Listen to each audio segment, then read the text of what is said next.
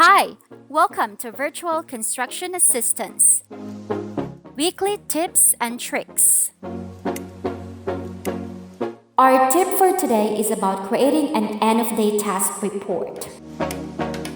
It's no secret that as virtual assistants, we have to build confidence with our clients and earn their trust. If you are new, then this video will surely help you to achieve that. A simple list of tasks or work done for the day will allow your client to be aware of your productivity. You can use Word or Excel to create a list or a report, then send it via email at the end of the day. Here's one good example. Open an Excel. Let's put a header on each columns like task and status.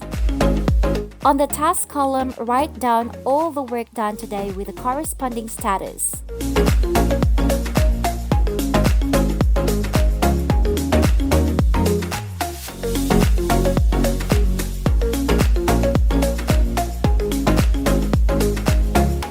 There you have it.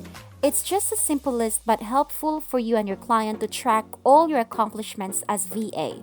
Do this if you are less than 2 months working or as requested by your client. That's all for this week. See you again on the next episode of VCA Tips and Tricks.